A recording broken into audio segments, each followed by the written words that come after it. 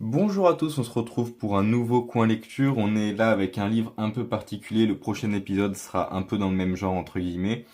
On est ici avec le guide officiel de la Redstone Minecraft quand Minecraft était encore sous Mojang. Donc ça date un petit peu.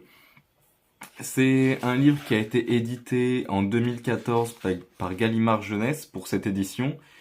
Euh, et qui est copyright Notch 2014 développement AB, tout droit réservé. Donc effectivement, on était encore sous Mojang, hein, on le voit ici et ici, comme je l'avais dit. Donc 2014, ça commence à être assez long, imprimé en Italie. On va avoir ici le sommaire, donc on retrouve beaucoup de choses sur la Redstone, notamment les bases essentiellement. Et c'est en ça que ce livre va être intéressant. C'est-à-dire que le jeu a beau avoir énormément évolué en 10 ans, de 2014 à 2024, il a, mine de rien, pas tellement changé en ce qui concerne les bases de la redstone. C'est typiquement le minerai de redstone, je pense pas qu'il ait changé. L'enchantement des outils peut-être légèrement, mais pas énormément. L'activation des pistons a pas changé, en tout cas pas de cette manière-là. Je crois que les bud switch ont changé, mais j'ai pas tellement suivi. Le fonctionnement des pistons collants a pas tellement changé. Tout ce qui est basique en fait a pas tellement changé.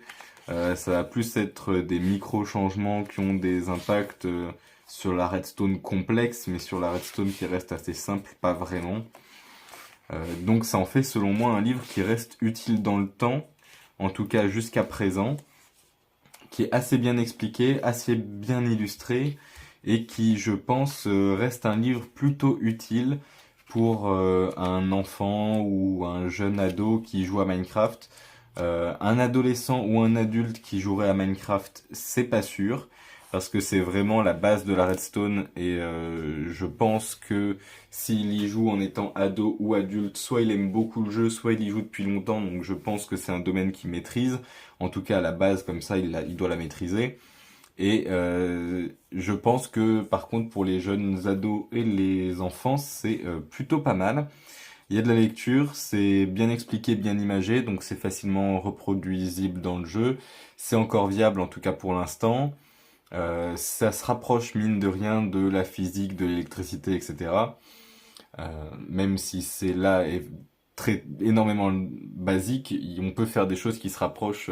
On peut faire par exemple une calculatrice, il me semble, sur Minecraft, ce qui est quand même assez complexe. Donc il y a quand même des choses à apprendre là-dedans. C'est un livre qui est plutôt pas mal et que du coup je peux conseiller pour les jeunes. Je vous dis merci à tous et bonne journée.